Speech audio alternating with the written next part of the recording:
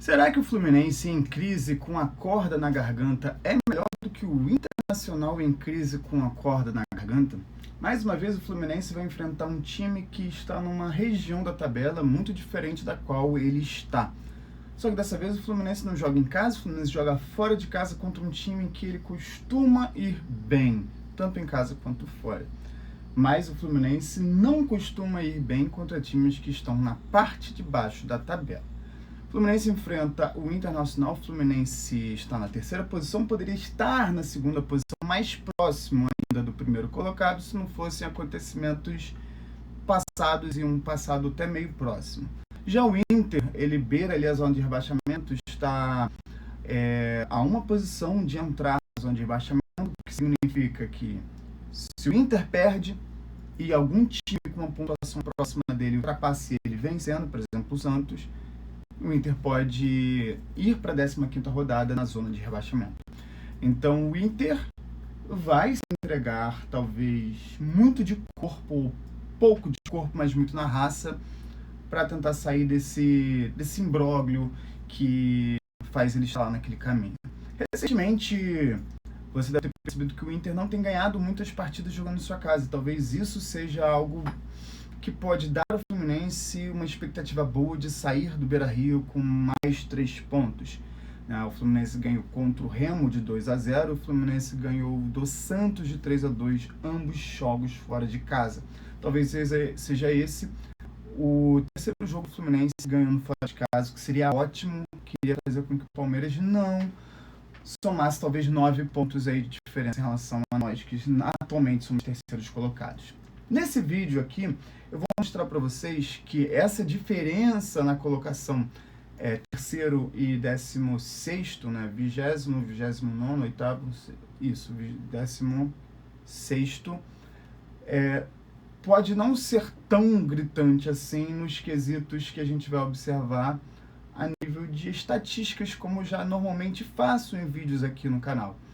Então convido você a seguir o vídeo, né, seguir a página, assistir o vídeo até o final para você observar que lá no final tem algo que é muito bizarro. Tem algo no final do vídeo que vai mostrar o quanto que talvez seja, ou para muitos, uma diferença quase inexistente, mas para outros pode ser o que vai fazer o Fluminense ganhar esse jogo. Então, curte o vídeo, siga a página e vamos para o vídeo.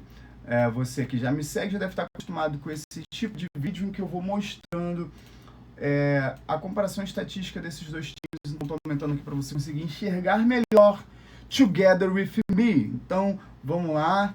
Vamos colocar a luz vermelha na cara e vamos embora. Os dois, 13 partidas, só que o Fluminense tem 60% de posse de bola, eles têm 52%. Ou seja, o Internacional tem uma média de posse de bola maior do que grandes times do Brasileirão. A média é 51,8%, ou seja, existe ali alguns times abaixo, e o Inter está levemente, quase nada acima da média. O Fluminense está bem acima da média. O Fluminense tem 23 gols feitos, o Internacional 11. Isso daqui é um total, beleza? No final do vídeo eu vou destrinchar um pouco isso a nível de como está o Fluminense fora, né, e como está o Inter em casa. O Fluminense tem 16 gols tomados, o Inter tem 14. Né? O Fluminense poderia ser um time com menos gols tomados, mas infelizmente já aconteceu. O Fluminense tem um gol de pênalti feito, justamente contra a Chapecoense na última partida, e eles também têm um gol de pênalti, né? Nenhum pênalti sofrido, nenhum gol de pênalti sofrido por eles, já que a gente tem uma grande diferença também no quesito finalizações e chutes no gol feitos. O Fluminense é um dos times que, disparado, mais efetuam disparos no gol e disparos certíssimos na direção do gol, né? Que finaliza a jogada, que chega e tenta chutar, a bola bate na trave, vai para fora, o goleiro defende, faz o gol. O Fluminense é um dos que mais tem isso no campeonato. E é um dos times que mais acerta o gol. Para você ter uma noção, a minha métrica aqui é o seguinte: 160, né, de finalizações é a média, e 58 é a média de finalizações feitas no gol, aquela que ou sai gol ou o goleiro defende. Desses 160 aqui, ó, eu sei que o Fluminense está bem acima, porque quando está acima do 188,12 é porque está bem acima da média. Né? Para quem saca de estatística, que é 160 é a média, 28,2 é o desvio padrão, e aí, média mais desvio padrão está bem acima da média, o Fluminense tem 180, né, o Fluminense tem 212, acima da média 188. O Inter também está acima da média com 193, ou seja, o Fluminense disparado, um dos times que mais finaliza, né? E aí muitos criticam o Zubeldia falando, o Zubeldia é um técnico fraco, o Zubeldia é um técnico que não joga pra frente. Cara, eu vou abrir aqui rapidinho pra você, porque isso tá me irritando muito, cara. Isso tá me irritando muito. Acredito que se fosse nesse momento o Diniz, que joga muito pra frente, a gente tinha até menos gols e talvez menos finalizações. Por quê? O problema do Fluminense nesse momento é muito, às vezes, os erros de chute que vão pra fora, ou mesmo que o goleiro defende, porque os goleiros estão defendendo absurdamente, né? Mas se a gente compara, por exemplo, com o Diniz, ou com o Mano Menezes, ou com o Renato Gaúcho, comentando os que passaram por aqui, tem muita gente pedindo Dorival. Cara, o Dorival não teria tido essa mesma quantidade de finalizações aqui no campeonato inteiro, velho. Se eu abrir aqui, por exemplo, o Corinthians no ano passado, se pá, o Corinthians em todas as rodadas com o Dorival, não teria 212 finalizações, cara. O Dorival não é um técnico que o futebol dele seja pra frente ao ponto de você fazer muitos gols. Ah, o Dorival ganhou a Copa do Brasil. Pô, maravilha. Acredito que seja uma boa pro Fluminense, caso o Zubeldia continue, às vezes, tendo alguns erros, que todo técnico tem. Mas, né, enfim, vamos parar por aqui. Vamos lá, 212. Eu vou colocar todos os times aqui. Vamos lá, 212. Só tem 2 times à frente do Fluminense no quesito finalização. E não tem um único time do Brasileirão que tenha mais chutes certos do que o Fluminense. Ó, tô abrindo aqui, ó, 83. Fluminense, é o único verdinho aqui, 83. Né? De resto, nenhum verde. Só o Fluminense, cara. Aí eu vou voltar aqui pro filtro. Fluminense e Internacional. Cara, o Fluminense tem 83 chutes feitos no gol. É disparado o que mais acertou o gol. É o que mais tem chutes certos. A questão é, não é todos os jogadores que... Vamos lá, deixa eu refazer a frase aqui, mano. Se todos os jogadores do Fluminense finalizam na direção do gol, não dá pra dizer que a incapacidade é de um jogador específico. Por exemplo, John Kennedy. O John Kennedy já deu alguns chutes ao longo do ano que foi milagre do goleiro. Contra o Laguaira, lá na Venezuela, o maluco fez uma defesaça, né? Já pelo brasileiro, teve esse último goleiro agora com a Chapecoense, que o maluco defendeu horrores. Pô, faltou ele defender o pênalti. Ou seja, a quantidade de chutes certos no gol é trabalho dos jogadores acertar o gol, mas também é trabalho do goleiro defender, cara. É tipo assim, pô, eu preciso pintar. Vai ter alguém vindo atrapalhar e pintar? Ao pintar alguma coisa? Não vai. Ou seja, meu trabalho só depende de mim da tela. Agora, esporte não depende apenas de eu fazer alguma coisa, depende do outro não fazer o trabalho dele, quase que o goleiro. Então, vamos lá. O Fluminense é um dos times que mais finaliza, só tem 2 times que finalizam mais do que o Fluminense, Bragantino e o Clube de Regatas Vasco da Gama. Os 2 têm menos gols feitos do que o Fluminense. Os 2 têm menos chutes feitos no gol, né, acertando, forçando o goleiro a defender, menos do que o Fluminense, beleza? Chutes para fazer o gol. O Inter precisa fazer 6 chutes para acertar o gol. Também precisava fazer 6 chutes para acertar o gol, né, e fazer um gol, Chapecoense. No único chute deles, na direção do gol, eles pegaram e acertaram. Fluminense, 3,6. Chutes certos por jogo, o Fluminense tem 6,4, o Inter tem 5. Ou seja, nessas métricas aqui, é muito superior o Fluminense em relação ao Internacional. O Fluminense tem 56 chutes tomados, o Inter tem 41. Nesse quesito aqui, eu já coloco o erro no Zubeldia, porque pro Fluminense são um dos times que mais finaliza, é competência dele armar o time para frente e os jogadores conseguirem finalizar e fazer os seus gols. Mas é muito complicado quando você ataca e às vezes você não tem segurança de tipo assim, cara, eu vou chutar se eu errar. Tá, beleza, lá atrás eu me garanto, lá atrás tem um Thiago Silva para defender, lá atrás tem, sei lá, um Nino mais um Thiago Silva para defender. E aí eu consigo chutar, eu consigo talvez ter um feeling melhor para chutar e consigo fazer o gol. Mas quando um atacante vai chutar pensando, eu preciso acertar de qualquer forma, porque eu vou tomar um gol logo em seguida. Por quê? Cara, se você pega um Internacional, que faz poucos gols, e até tem um ou outro gol a menos do que o Fluminense, tem 2 gols a menos do que o Fluminense, mas tem 15 chutes a menos tomados do que em relação ao Fluminense, porque o Fábio está trabalhando muito, né? Se o Fluminense tomou 56 chutes, é porque o Fábio precisa defender pra caramba. E se o Fábio precisa defender pra caramba, e mesmo defendendo pra caramba tem mais gols do que o Internacional, significa que a zaga tá errando bastante. Seja o Ignacio, seja o Freitas, seja o James. Seja um dos 3. E se os 3 estão falhando muito, e ainda continuam revezando entre 2 e 2, e ali o Freitas sempre continua, é porque tá erro em quem comanda. Ou no Zubeldia, ou em alguém falando assim pro Zubeldia, cara, você não pode tirar esse maluco daí. Ah, mas por quê? Ah, porque a gente quer vender ele. Ah, por que você não vendeu ele lá atrás? Ah, porque a gente comprou e queria fazer uma revenda melhor. Aqui pra vocês, ó. Não. Inclusive, eu acho que um fator do Fluminense ter perdido na altitude do Bolívar, da forma que jogou, é porque em vez da diretoria falar assim, galera, olha só, se vocês conseguirem já ganhar agora, eu dou uma bonificação para vocês, 1 milhão para cada um, se vocês vencerem em Bolívia na altitude. Não, tava querendo contratar um ex-jogador em atividade de 40 anos, pagando o que talvez metade do time, ou todo o time reserva do Fluminense vale. Eu não daria 1 centavo pro Hulk. Ah, Wallace, mas o Hulk, você acha que o Serno é melhor? Dizer que o Hulk é pior, né? Contratar o Hulk é ruim, não quer dizer que o Serno seja bom. São 2 coisas completamente diferentes. Cueca e essa porra. O Hulk não serve pro Fluminense e, na minha opinião, o Serno, na minha opinião, nesse momento, é segundo ou terceiro reserva.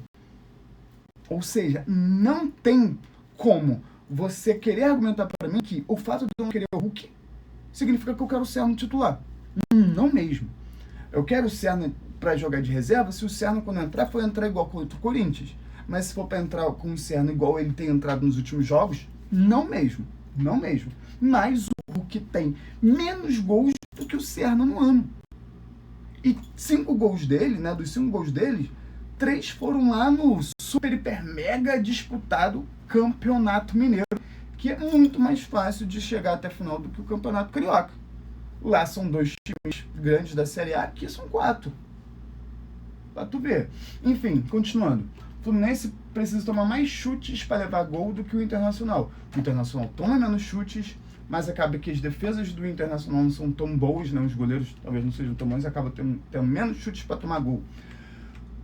O Fluminense tem 208 cruzamentos, o Internacional tem 333, né? Gols de cabeça aqui tá num outro momento que eu vou comentar já já. O Inter tem menos percentual de defesas do que o Fluminense.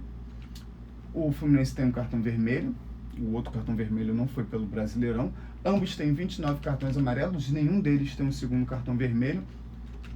E aí aqui chega a parte em que a gente fala das faltas. O Fluminense toma pouca falta.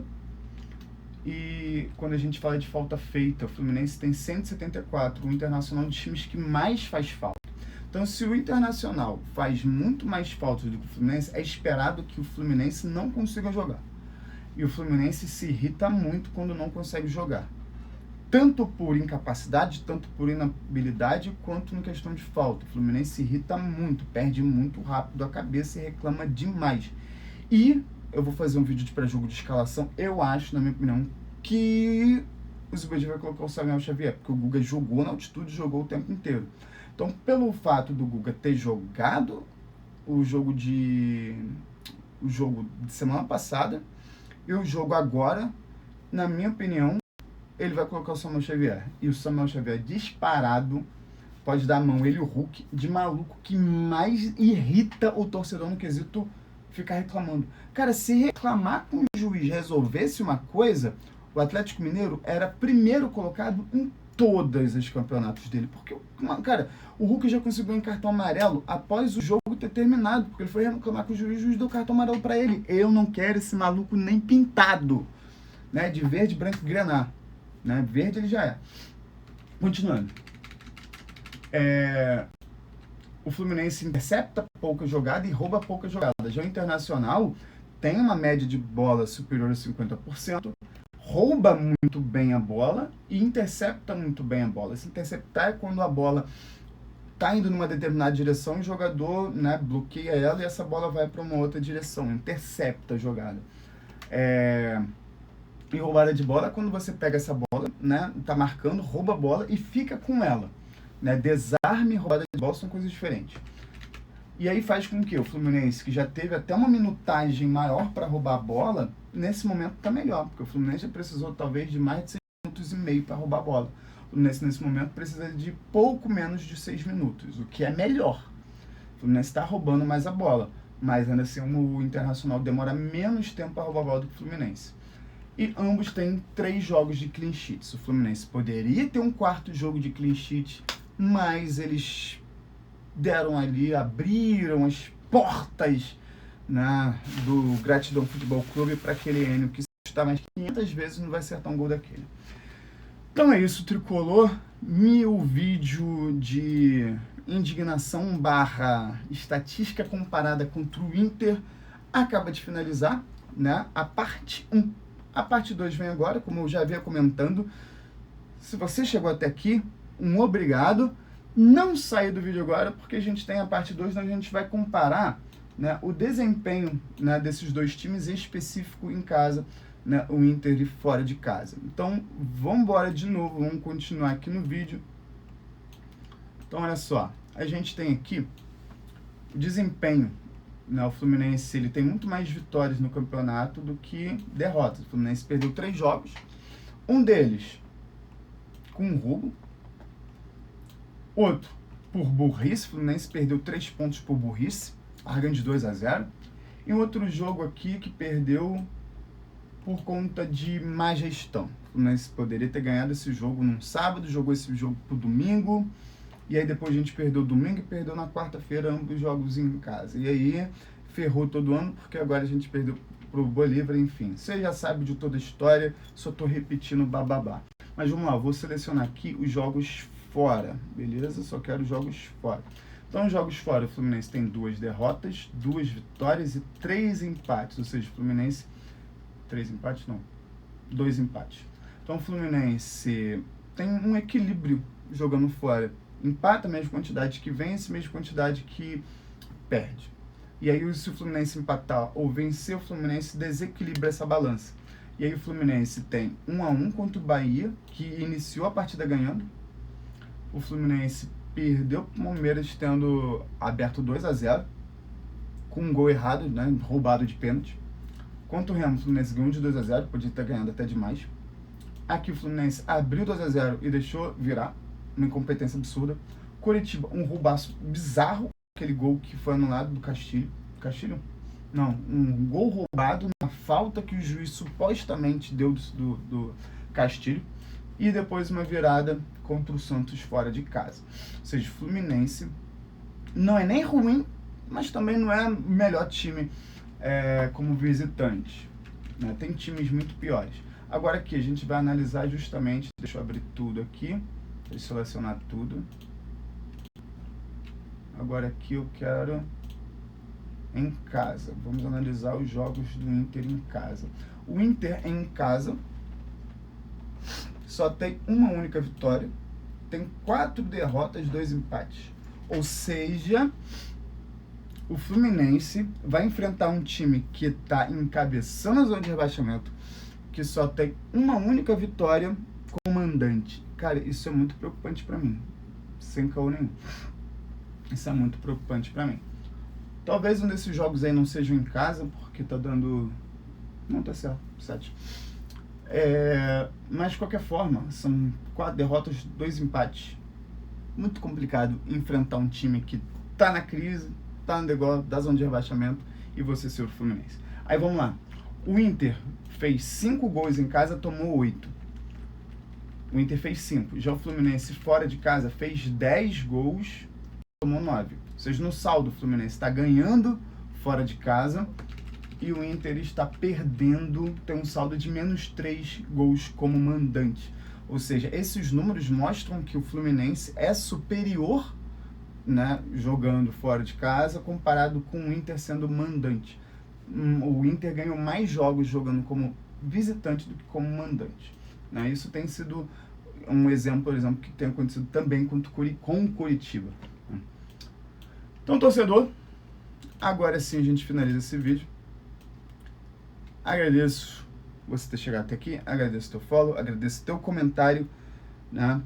De qualquer forma, bom jogo pra gente amanhã, até a próxima, tchau, tchau. Não deixe, né? Convido você a assistir o vídeo pré-jogo com escalação, com qual escalação eu colocaria em campo, e o vídeo também de análise do Internacional, né? Até a próxima, tchau, tchau.